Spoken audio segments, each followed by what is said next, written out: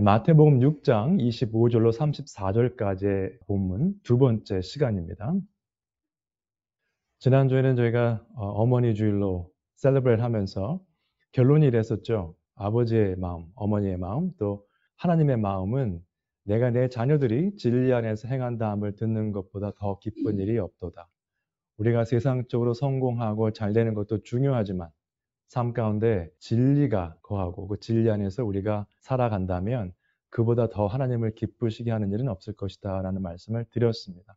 부모의 입장에서 믿는 사람이라면 우리가 자녀를 양육할 때도 그들이 여러 가지 잘하고 성공하는 것을 기뻐해야 되겠지만은 특별히 그들이 하나님의 말씀 안에서 진리 안에서 거한다면 그것이 가장 큰 기쁨이 되어야 할 것입니다.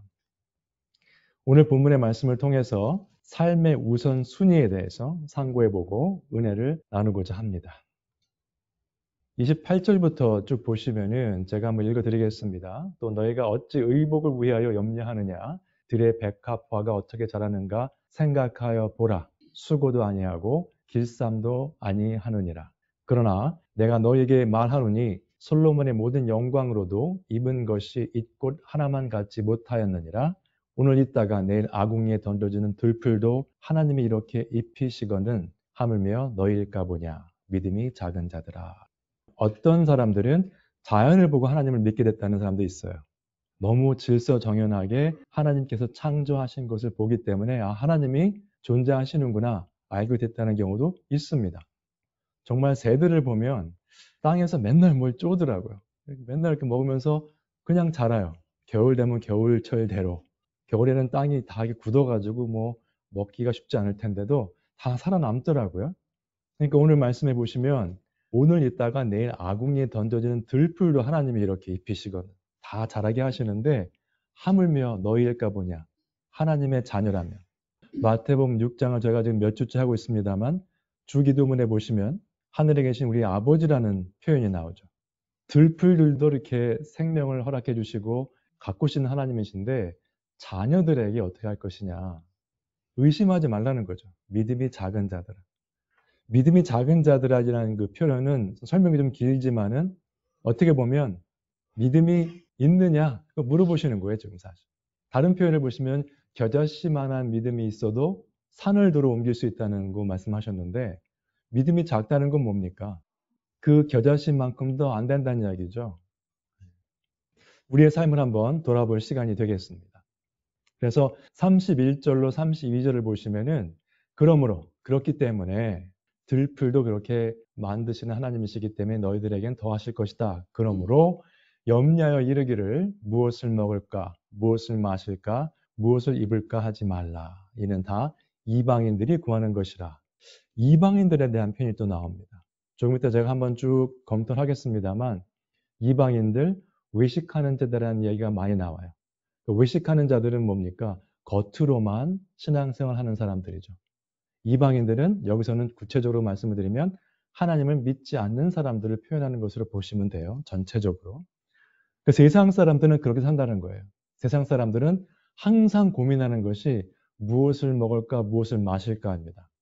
제가 몇 주 전에 설명을 드렸습니다만 동물의 왕국 이런 쇼를 보시면은 동물들이 그렇게 살아요. 배고프면 먹잇감을 찾아서 잡아서 먹고 배부르면 자고 또 먹잇감을 사냥하고. 그러면 생각해 보세요. 늘 무엇을 먹을까, 무엇을 마실까, 무엇을 입을까 걱정하는 삶은 동물의 왕국에 나오는 동물들과 별로 다른 것이 없습니다. 하나님을 알지 못하는 존재들의 삶이에요. 별로 의미 없는 삶입니다. 그들에게는 가장 중요한 것이지만. 그래서 그리스도인으로 살고 있는가 고민을 해보셔야 돼요. 몇 가지만 예를 들면 시간을 보셔야 됩니다. 제가 지지난주에 말씀드릴 때 여유 시간이 있어요. 일을 하시는 분들이라도 평균적으로 내가 쓸 수 있는 시간이 4시간에서 한 6시간까지 남습니다. 하루에. 근데 그 시간 동안 무엇을 하는가 한번 생각을 해보세요. 의미 있는 시간 안 보내시면은 그 시간 그냥 없어져요. 매일 그렇게 돼요. 일주일, 한 달, 1년, 2년 세월이 그렇게 지나갑니다. 저희가 오늘 예배를 준비하면서 가정에서 얘기를 하다가 벌써 이번 주가 지나면 다음 주가 5월 마지막 주더라고요.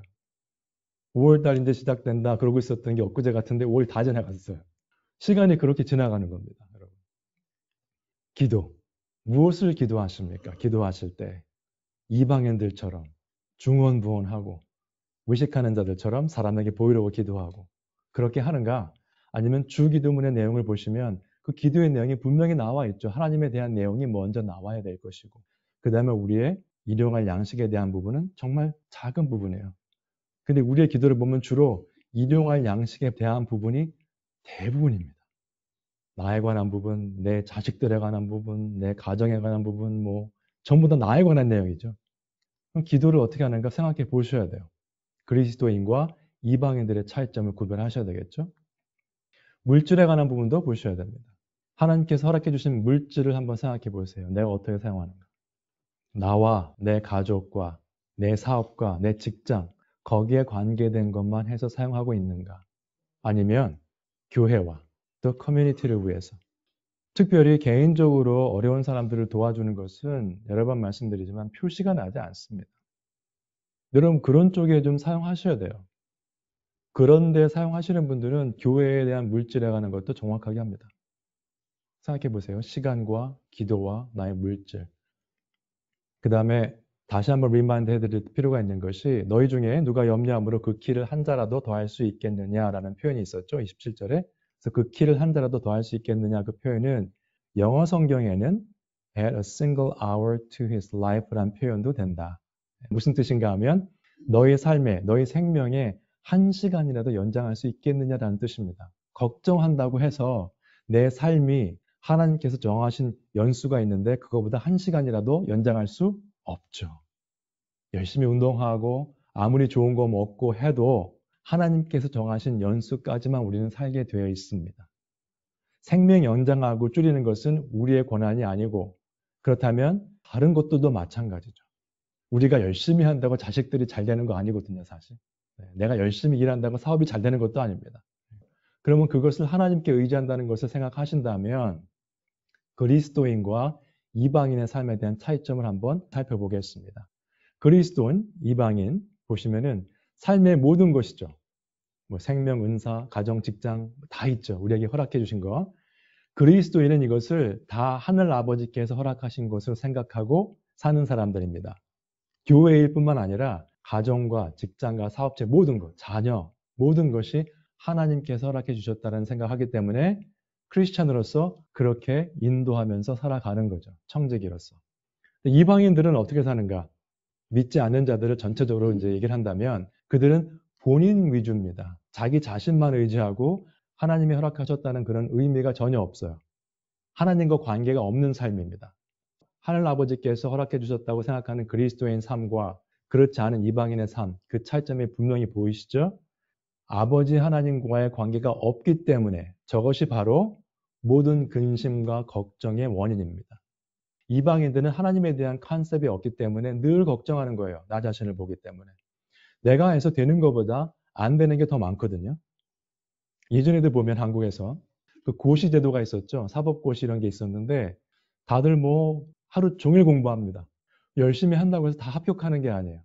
사법고시 예전에는 1년에 300명 뽑았어요. 아무리 내가 날고기고 공부를 잘해도 전국 석차가 300등 안에 들어야 됩니다. 그 시험 봤을 때. 정말 최고의 학생들의 시험을 봐도 다 떨어지게 돼 있어요. 그러니까 걱정, 근심이 많죠. 나만 의지하니까. 내가 공부를 좀 더 했어야 되나? 근심, 걱정. 사업도 마찬가지. 자녀 교육도 마찬가지. 모든 원인은 하나님 아버지의 관계가 없기 때문에 일어나는 것이고 생각해 보시면 아담과 이브도 하나님과 관계가 끊어지고 에덴 동산에서 쫓겨난 후에 아들들끼리 죽이고 살리고 했죠. 살인사건이 일어났죠. 걱정, 근심의 일이 생기기 시작합니다. 하나님과의 관계가 끊어지기 시작합니다. 그래서 그 차이점을 기억하시고요. 그러면 그리스도인과 이방인의 차이가 무엇인가? 에베소서에 나오는 말씀인데 같이 한번 읽으시죠. 시작. 그러므로 내가 이것을 말하며 주 안에서 증언하노니 이제부터 너희는 이방인이 그 마음에 허망한 것으로 행한 같이 행하지 말라. 그들의 총명이 어두워지고 그들 가운데 있는 무지함과 그들의 마음이 굳어짐으로 말미암아 하나님의 생명에서 떠나 있도다. 첫 번째가 이방인처럼 행하지 말라는 겁니다. 에베소에 있는 교회에 사도 바울이 편지를 쓰면서 특별히 저 1세기에는 이방인들처럼 살다가 이제 예수님을 믿게 된 거잖아요. 근데 예수님을 믿는다고 하는데 지금도 이방인처럼 살고 있는 사람들이 많았기 때문에 이 말을 한 겁니다. 그러므로 이제부터는 너희는 이방인이 그 마음에 허망한 것을 행한 같이 행하지 말라. 그렇게 살지 말라. 이방인들은 어떤 사람들인가?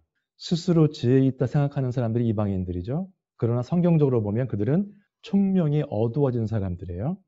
그들 가운데 있는 무지함과 공부를 아무리 많이 했어도 세상적으로 유식할 수 있겠지만은 하나님에 대한 무지함이죠.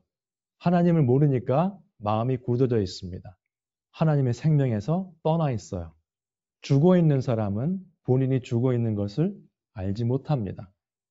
한 사람은 죽어 있고 한 사람은 살아있다는 것을 알 수 있는 사람은 살아있는 사람이에요. 그렇겠죠? 하나님을 모르기 때문에 마음이 굳어졌고 하나님의 생명에서 떠나 있는데 그것도 모르는 거예요. 무지한 것도 모르는 거죠. 내가 좀 죽어 있는 것도 모르는 사람들이 가득 찼습니다. 계속해서 같이 한번 읽으시죠. 시작. 그들이 감각 없는 자가 되어 자신을 방탕에 방임하여 모든 더러운 것을 욕심으로 행하되 오직 너희는 그리스도를 그같이 배우지 아니하였느니라. 오늘 걱정과 근심에 관한 내용을 말씀을 드리는데 그들은 감각이 없는 자가 되었어요. 하나님의 말씀, 생명에 관한 것에 대해서 무감각합니다. 그러니까 자기 욕심대로 행해요. 욕심이라는 것이 우리가 보기에 막 보이는 이런 욕심이 아니라 인간적인 생각으로 내 중심으로 사는 것이 다 욕심으로 행하는 것입니다. 아무리 선한 일을 한다고 하더라도 하나님을 모르고 행하는 것은 욕심으로 행하는 것에 포함이 돼 있어요. 꼭 나쁜 일을 말하는 것이 아니에요. 성경에서 말씀하시는 것은. 성경에서 말씀하시는 죄, 가장 큰 죄는 뭐죠? 하나님을 모르는 거죠. 어떤 악행을 저질러서가 아니라. 그러므로 사도 바울이 이렇게 말을 했습니다. 그들같이 살지 말라. 왜냐하면 너희는 그리스도를 그렇게 배우지 않았다는 거죠. 나한테 배운 것을 실천하라는 겁니다. 조금 이따 설명을 드리겠지만 나 중심으로 아무리 살아도 근심, 걱정이 끊이지 않습니다. 마태복음 11장에 한번 저희가 나중에 더 자세히 말씀을 나누겠습니다만 같이 한번 읽으시죠. 시작. 수고하고 무거운 짐진 자들아 다 내게로 오라. 내가 너희를 쉬게 하리라. 그리스도 안에 있으면 쉼이 있고 감사함이 있고 평안함이 있다는 거죠. 세상 사람들처럼 살면 힘들지만 너희는 그리스도를 그같이 배우지 아니하였느니라. 저희가 기억해야 될 부분이겠습니다. 그러면 이방인과 그리스도인의 차이점을 좀 보겠습니다. 고린도전서에 보시면은 우리는 십자가에 못 박힌 그리스도를 전하니 유대인에게는 꺼리끼는 것이요 이방인에게는 미련한 것이로되 이방인들이 보기에는 미련한 것이에요. 교회를 나오는 거, 말씀을 읽고 있는 거, 교회를 섬기는 거 다 미련한 일입니다. 무슨 뜻입니까? 하나님의 말씀, 성경 말씀에 대한 자세를 말하고 있습니다. 교회를 다니면서도 하나님의 말씀에 대한 권위, 말씀의 권위를 인정하지 않고 그저 세상적인 지혜와 지식과 유튜브에 나오는 훌륭한 선생님들의 말씀을 듣고 행한다면 그리고 결정을 한다면 삶의 모든 일들을 성경 말씀을 대하는 자세가 이방인들의 자세죠. 여러분 믿지 않는 사람들한테 성경 말씀 이렇게 나와 있습니다. 그러면 뭐라고 하죠? 한국말로 표현하면 콧방귀도 안 낍니다. 피식 웃어요. 이 사람 참 이상한 사람이나 예수쟁이구나 이렇게 말을 듣죠. 그들이 볼 때는 미련한 거있거든요. 지혜롭지 못한 이야기입니다. 시대가 어떤 시대인데 그죠? 첫 번째고요. 두 번째는 고린도전서 5장에 나오는 말씀인데 한번 같이 읽으실까요? 시작. 너희 중에 심지어 음행이 있다함을 들으니 그런 음행은 이방인 중에서도 없는 것이라. 어찌하여 통한이 여기지 아니하고 그 일을 행한 자를 너희 중에서 쫓아내지 아니하였느냐. 음행에 관한 이야기입니다. 그런 음행은 이방인 중에서도 없는 것이라. 믿지 않는 사람들도 착한 사람들은 안 하는 일을 그리스도인이라고 하면서 한다는 거예요. 믿지 않는 사람들도요. 착하고 선하고 도덕적으로 사는 사람 많습니다. 근데 그들의 도덕적인 기준에도 못 미치는 음행을 하는 그런 사람들이 볼 때도 이럴 수가 하는 그런 음행을 저지르면서도 그냥 살아가는 거예요. 교회라는 곳에서. 그리고 교회에서 어떻게 합니까? 사랑으로 감사, 용서하고 계속 음행을 저지르는데 우리는 한마디도 하지 않습니다. 그게 세상이 원하는 사랑인데 교회에서 그것을 하고 있다는 거죠. 사도 바울이 뭐라고 했습니까? 사랑과 용서로 감싸라고 했습니까? 어찌하여 통한이 여기지 아니하고 그 일 행한 자를 너희 중에서 쫓아내지 아니하였느냐. 사랑의 하나님을 전파하는 사도 바울이 이렇게 말했습니다. 무엇입니까? 죄를 대하는 자세를 말하는 겁니다. 이 정도는 괜찮아. 이건 조그만 거니까 괜찮아. 20불짜리 하나 훔쳤으니까 괜찮아. 아니죠. 괜찮을 수가 없죠. 안 괜찮아야 되죠. 근데 그런 죄를 용납하고 사랑이란 이름으로 그냥 넘어가고 안 좋은 일이 생기고 교인이 떠날까 봐 걱정하는 그러한 교회들이 부지기수죠. 그러니까 성경 말씀을 전파할 수가 없는 겁니다. 사람들 눈치를 보기 때문에. 죄를 대하는 자세를 말하고 있습니다. 그러면 그리스도인과 이방인에 대한 내용을 한번 더 보실 텐데 6장 처음부터 쭉 보시면요. 외식하는 자들의 구제는 어땠습니까? 사람들에게 보이기 위해서 했었죠. 외식하는 자, 이방인들의 기도, 말을 많이 하고 사람들 앞에서 기도를 하고 그랬었죠. 외식하는 자의 금식도 마찬가지입니다. 금식하는 표시를 내야 했어요. 사람들이 인정을 해줘야 되는 거거든요. 세상 일 염려하는 것도 이방인들의 삶이라고 오늘 본문에서 말씀하고 계십니다. 그럼 이런 것들은 다 그리스도인의 삶과는 관계가 없는 거예요. 겉으로 볼 때는 비슷하게 볼 수 있어요. 구제도 하고 기도도 하고 금식도 하는데 그리스도인이 하는 것과는 다르다는 것을 예수님께서 쭉 설명하고 계십니다. 계속 구체적인 예를 들면서 설명하셨잖아요. 그러면 외식하는 자 그리고 이방인들은 어떻게 살았습니까? 사람들에게 인정받고 내가 이런 사람입니다. 그렇게 살았잖아요. 자기 중심적으로 자기 가족만 중심적으로 살지만 어떻게 살아요? 정말 열심히 살아요. 자기만을 위해서, 자기 가족들만을 위해서 정말 열심히 사는데 염려와 걱정으로 가득한 삶입니다. 그들의 착각이 무엇일까요? 내가 이렇게 사니까 남들도 다 그렇게 살겠지입니다. 그리고 실제로 이렇게 사는 사람들이 대부분이기 때문에 다 그러려니 하고 살고 있습니다. 말씀이 들어가도 듣지 않는 사람들이죠. 여러분들 지금 삶 가운데 염려와 걱정이 가득하시다면 내가 과연 지금 하나님 중심으로 살고 있는가? 아니면 나 중심으로 살고 있는가? 내 자녀들만, 내 노후 대책만 생각하고 살고 있는가? 한번 생각해 보세요. 전도서에 보시면 이렇게 나와 있죠. 같이 한번 읽으실까요? 시작. 사람이 해 아래에서 행하는 모든 수고와 마음에 애쓰는 것이 무슨 소득이 있으랴. 일평생에 근심하며 수고하는 것이 슬픔뿐이라. 그의 마음이 밤에도 쉬지 못하나니 이것도 헛되도다. 그럼 저희가 몇 년 전에 전도서를 강론을 했었습니다. 저 말씀을 분명히 배우셨을 텐데 몇 년 전에 들으신 말씀 참고해 보시고 또 그 삶 가운데 바른 방향으로 가고 계신지요. 한번 생각해 보세요.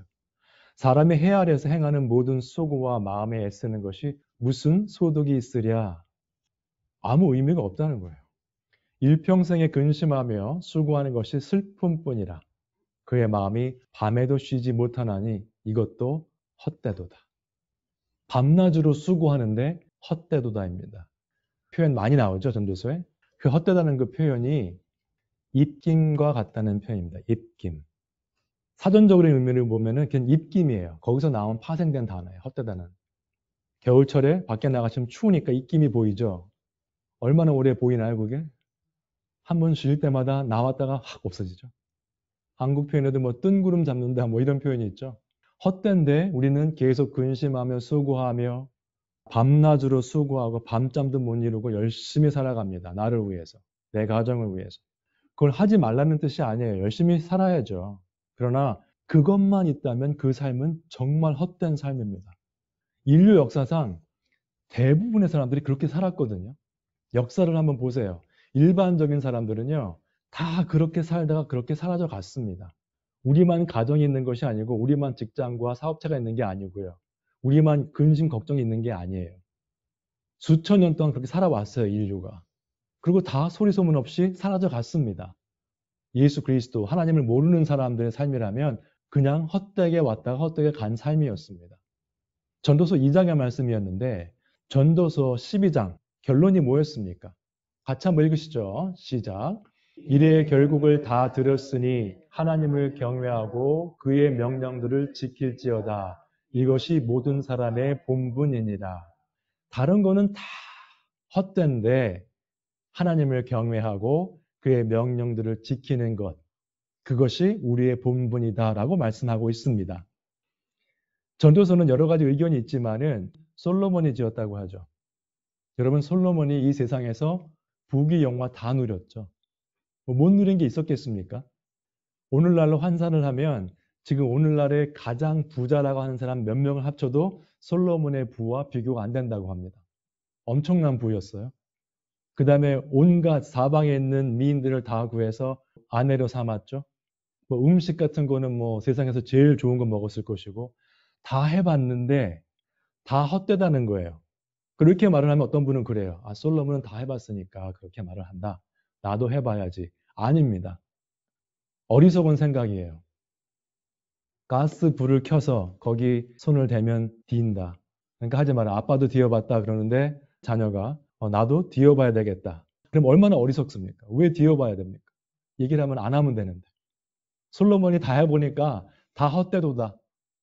그거 하지 말고 하나님을 경외하고 그의 명령들을 지켜라. 그것이 우리의 본분이다. 의미 있는 삶이다. 그런 뜻이죠. 다른 거는 다 헛되지만. 13절의 말씀이었는데 솔로몬이 또 이렇게 말을 했습니다.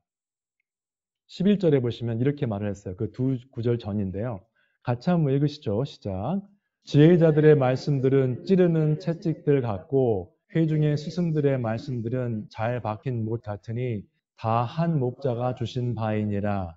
결국은 예수님께서 주신 말씀을 선포하는 자들이라는 겁니다. 지혜자들, 복수죠. 스승들, 복수죠. 오늘날로 치면은 목회자들이겠죠. 제대로 말씀을 선포하는 목회자들이라면 그들의 말씀들은 찌르는 채찍들 같고 불편합니다. 찌르는 채찍 같아요.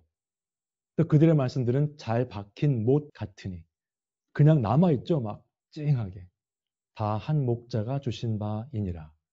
그리고 결론이 하나님을 경외하고 그 말씀을 지키라고 했습니다. 그런데 이 말씀을 듣고도 영어로 표현에 의하면 willfully rejecting, 말씀을 거부한다면 이방인들이죠. 믿지 않는 사람들이겠죠. 한번 생각해 보세요. 우리는 지금 이 말씀을 들을 때마다 어떤 마음으로 그 말씀을 받고 그 말씀 가운데 내가 붙잡힌 바 되는가? 여러분, 성경 말씀을 저희가 이렇게 강해하는 이유는, 설명을 자세히 드리는 이유는 여러분들께서 하나라도 더 이해를 하시고 기억하시기 쉽도록 설명을 드리는 거거든요. 그 이유를 잘 생각해 보셔야 돼요. 그러면 그 말씀이 내 것이 되어야 됩니다. 아무리 음식을 잘 차려놔도 식사를 본인이 하셔야 돼요. 그래서 소화가 돼야 내 것이 되죠. 아, 그 음식이 참 좋습니다. 그냥 가시면 아무 의미가 없습니다. 우리가 이제 가장 좋아하는 말씀 중에 하나가 하나님의 사랑이죠. 하나님은 사랑이시다. 같이 한번 읽으시죠. 시작. 하나님이 우리를 사랑하시는 사랑을 우리가 알고 믿었노니 하나님은 사랑이시라. 사랑 안에 거하는 자는 하나님 안에 거하고 하나님도 그의 안에 거하시느니라. 아멘. 하나님은 사랑이시라. 무슨 뜻입니까? 그 다음 구절을 한번 같이 읽으시죠. 시작. 이로써 사랑이 우리에게 온전히 이루어진 것은 우리로 심판날에 담대함을 가지게 하려 함이니 주께서 그러하신 것 같이 우리도 이 세상에서 그러하니라. 요한 1서의 말씀은 하나님은 사랑이시라. 근데 우리가 왜 그 안에서 편안함을 느낄 수 있는가? 심판날의 담대함을 가질 수 있기 때문입니다. 마지막 최후의 심판에서 우리를 건져주신 구원의 은총 때문에 감사할 수 있고 그 사랑 가운데 우리가 평안함을 누릴 수 있다는 거죠. 내 삶 가운데 필요한 거, 경제적인 문제, 자녀의 문제, 여러 가지로 문제를 가지고 평안함을 얻는다는 거 그 이상이에요. 성경에서 말하는 그 담대함, 평안함은 심판날에 우리는 안전할 것이다. 계속해서 같이 한번 읽으시죠. 시작. 사랑 안에 두려움이 없고 온전한 사랑이 두려움을 내쫓나니 두려움에는 형별이 있음이라. 두려워하는 자는 사랑 안에서 온전히 이루지 못하였느니라. 계속되는 본문이죠. 더 자세한 설명입니다. 사랑 안에 두려움이 없다는 거예요. 우리가 흔히 생각하는 그 사랑이 아니고 하나님께서 진노의 대상인 우리를 구원해 주신 그 사랑을 우리가 가지고 있다면 그 안에는 두려움이 없죠. 세상에 살면서 가장 궁극적으로 우리가 두려워하는 것은 죽음입니다. 사람으로서. 크리스찬들은 죽음 후에 예수님이 그 전에 오시면은 그 후에 심판에 관한 것에 대한 두려움이 있을 수 있죠. 천국과 지옥의 개념을 믿기 때문에. 그런데 그 형벌이 없다는 거예요. 영원한 생명이 있다. 거기에 감사와 평안과 기쁨이 있는 거죠. 그래서 온전한 사랑의 두려움을 또 내쫓는다는 것은 그런 것에 대한 두려움이 없다는 거죠. 크리스찬들은. 그러나 두려움에는 형벌이 있기 때문에 그런데 두려워하는 자는 사랑 안에서 온전히 이루지 못하느니라. 아직도 하나님을 모른다는 거죠. 하나님을 믿지 못하기 때문에 그럼 두려운 마음이 생기는 거죠. 걱정, 근심. 최후의 심판뿐만 아니라 세상 사는 그 모든 일들, 걱정과 근심. 디모데 후서에 보시면은 물론 디모데에게 인크레이지하는 그런 말씀을 한 사도 바울의 말씀입니다만 같이 한번 읽으시죠. 시작. 하나님이 우리에게 주신 것은 두려워하는 마음이 아니요 오직 능력과 사랑과 절제하는 마음이니. 두려워한 마음이 아니에요. 근심 걱정하는 마음이 아니고 능력과 사랑과 절제하는 마음입니다. 그래서 그리스도인들은 상황과 관계없이 늘 감사하면서 평안한 삶을 살 수가 있습니다. 마음 가운데. 물론 근심 걱정될 때가 있죠. 그러나 잠깐 그럴 수 있지만은 늘 이방인들처럼 무엇을 마실까, 무엇을 먹을까 이것만 걱정하면서 세상 일만 가지고 씨름하는 그러한 삶이 될 수 없다는 겁니다. 우리가 항상 착각하는 것이 내가 열심히 돈을 모아서 노후 대책을 잘하면 편안한 노후 생활을 할 수 있겠지입니다. 그리고 돈을 버시는 분들도 보면 언제까지 일을 하려고 그러죠. 언제까지 그걸 모아서 대책을 마련하려고 하는데 그렇게 생각을 하고 계속 바쁘게 살면 뭡니까? 결국은 내가 모은 재산을 믿는 삶입니다. 그것은. 땅에 쌓은 재산을 믿는 삶이죠. 결국. 세상 사람들이 하는 거 다 하고 그렇게 준비하면서 나는 크리스천입니다. 그것도 한번 생각해 볼 문제입니다. 그렇다고 제가 대책 없이 사시라는 게 아니고요. 좀 이따 설명을 더 드릴게요. 그러므로 또 나오죠. 염려하여 이르기를 무엇을 먹을까, 무엇을 마실까, 무엇을 입을까 하지 말라. 이는 다 이방인들이 구하는 것이라 너희 하늘 아버지께서 이 모든 것이 너에게 있어야 할 줄을 아시느니라. 그런즉 너희는 먼저 그의 나라와 그의 의를 구하라. 쭉 나오죠. 염려하여 이르기를 이런 거 하지 말고 그의 나라와 그의 의를 구하라. 먹는 것과 입는 것을 그런 경제 활동을 아예 하지 말라는 뜻이 아니고요. 먼저 하나님의 나라와 하나님의 의를 구하라. 우선순위의 문제입니다. 예를 좀 들어드릴게요. 그릇이 있죠. 맨 왼쪽에. 그 그릇에 예전에 어떤 교수님이, 미국 교수님이 실험을 했어요. 그 강의실에서 저런 걸 가져 나와서 여러분들 다 이 병에 넣을 수 있는데 한번 해보라. 여러 사람들이 시도를 했는데 결국은 나중에 그 교수님께서 답을 제시해 주셔서 됐는데 보시면 이렇습니다. 그릇은 시간으로 볼 수 있겠죠? 근데 큰 돌들은 가장 중요한 것입니다. 우리 삶 가운데. 그 다음에 중요하고 또 필요하기도 한 것이 페보, 조그만 이 돌들이죠. 그 다음에 모래는 그 외의 것들, 별로 중요하지 않은 거. 우리 뭐 취미, 오락생활 뭐 이런 거죠. 그러면 우리의 삶을 거기에 대입해 보면 그 그릇은 인생입니다. 우리의 삶이에요. 가장 중요한 건 뭘까요? 믿음과 신앙입니다. 그리스도인들에게는. 그런데 세상에서는 어떻게 하죠? 가족, 직장이 가장 중요하죠. 건강. 그다음에 그 외 모든 것인데 여러분 이 순서가 바뀌면 삶이 엉망이 됩니다. 세상 사람들은 가장 중요한 것을 나, 가족, 직장, 건강 이런 것으로 가요. 그 사람들은 믿음, 신앙과 관계가 없기 때문에. 근데 그 안에서도요. 직장이 먼저가 되면 가족보다 가정생활이 엉망이 되죠. 또 가족과 시간을 보낸다고 해서 직장 생활을 대강대강 하면 거기서 또 일을 잘 못하게 됩니다. 그 안에서도 그렇죠. 근데 우리 그리스도인들에게는 믿음과 신앙이 가장 중요한 것이 되어야 돼요. 그런데 그렇게 되고 있지 않은 것이 현실이죠. 그러면 가족과 직장을 다 팽개치고 믿음 생활하고 말씀만 보라는 뜻인가? 아닙니다. 예를 들어볼게요. 운동선수들 있죠. 얼마 전에도 작년이었나요? 월드컵도 했습니다만 축구 선수들이 하루에 12시간, 15시간씩 연습하는 거 아닙니다.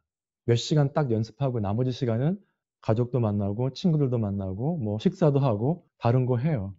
수험생들 있죠? 한국의 고3들. 밥도 안 먹고 식구들과 대화도 안 하고 아무것도 안 하고 어디 절에 들어가서 공부만 하는 거 아닙니다.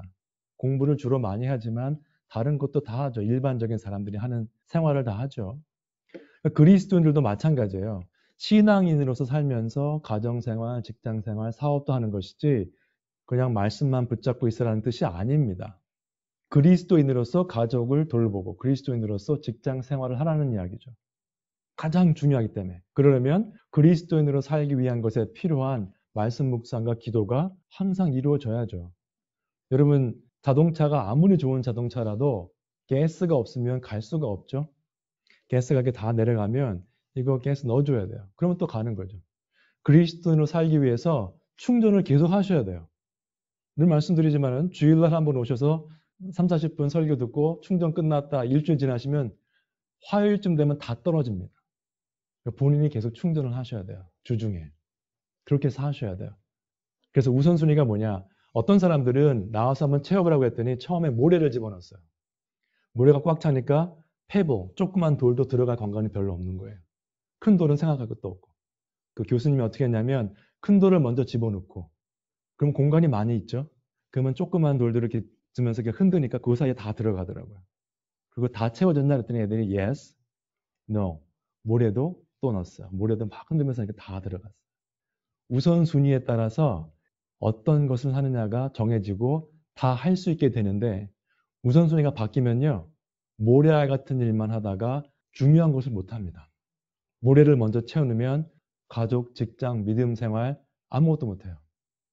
순서의 중요성입니다. 그래서 시간을 잘 쓰시는 분들 있죠. 여러 가지 하는데 시간을 잘 쓰시는 분들은 우선순위를 잘 정해놓고 그대로 하시는 분들이에요. 그래서 어떤 사람은 한 가지도 제대로 못하는 사람들이 있죠. 그 한 가지 안에서도 우선순위가 잘못돼서 그래요. 직장 생활에 일을 맡겨도 그 일 가운데 정말 중요한 걸 먼저 해야 되거든요. 근데 나중에 해도 되는 것만 하고 있으면 진짜 필요한 걸 못합니다. 직장 일도. 또 오늘 결론의 말씀입니다. 같이 한번 읽으시죠. 시작. 그런즉 너희는 먼저 그의 나라와 그의 의를 구하라. 그리하면 이 모든 것을 너에게 더하시리라. 그러므로 내일 일을 위하여 염려하지 말라. 내일 일은 내일이 염려할 것이요 한날의 괴로움은 그날로 족하니라. 먼저 그의 나라와 그의 의를 구하라. 여러분, 하나님의 나라와 하나님의 의를 구하는 사람들이 직장 일을 대강대강 하겠습니까? 하나님의 나라와 하나님의 의를 먼저 구하는 사람들이 가정에서 남편으로서 아내로서 자녀로서 본이 되는 삶을 살지 않겠습니까? 이건 부모만의 문제가 아니에요. 신앙인이라면 자녀들한테도 배울 게 있습니다. 본이 되거든요. 신앙인으로서. 그러니까 다른 것도 하나님께 더 하시는 거죠. 직장일도 인정받을 것이고 학교에서도 공부를 잘할 것이고 그러므로 내일 일을 위하여 염려하지 말라. 이방인처럼 하지 말라는 거죠. 내일 일은 내일이 염려할 것이요. 내일 일은 내일 염려해라가 아니고 내일 일은 내일이 염려한다고 말씀하셨어요. 우리가 걱정할 게 아니라는 거예요. 아무 상관이 없습니다. 한날의 괴로움은 그날로 족하니라. 그래서 오늘 6장을 마무리하면서 21절의 말씀을 제가 한번 다시 짚어보고 싶습니다. 내 보물 있는 그곳에는 내 마음도 있느니라. 두 가지 생각해 보실 포인트가 있어요. 내가 보물처럼 귀하게 여기는 것은 무엇인가 생각해 보셔야 됩니다. 내가 하나님의 나라와 하나님의 의를 보물처럼 여기면 그것이 내 삶의 우선순위가 될 것이겠죠. 내 자식을 우선순위로 두면 그들이 내 보물이 되고 내 우상이 됩니다. 순서가 뒤죽박죽이 되는 거죠. 그래서 내가 과연 하나님의 나라와 하나님의 의를 보물처럼 여기고 있는가, 가장 중요하게 여기고 있는가 생각해 보시고요. 두 번째, 같은 내용이지만 질문. 늘 우리가 스스로 해야 될 것. 내 삶의 우선순위는 무엇인가? 아침에 일어나셔서 하나님께 감사 기도하시고 잠깐이라도 하시고 오늘 내가 가장 중요하게 생각해야 될 것이 무엇인가 생각해 보시면 아침에 말씀 묵상을 꼭 못 하시더라도 저녁 시간에 4시간 이상 남는 시간 가운데 분명히 시간을 만드셔서 말씀 묵상하시고 기도하실 거예요. 그렇게 하루하루 삶이 쌓아지다 보면 하늘에 보화를 쌓는 삶이 될 것입니다. 그 삶을 사셔서 하나님께서 기뻐하시고 또 하나님께 영광 올려드리시는 우리 모두가 되시기를 주님의 이름으로 축원드립니다.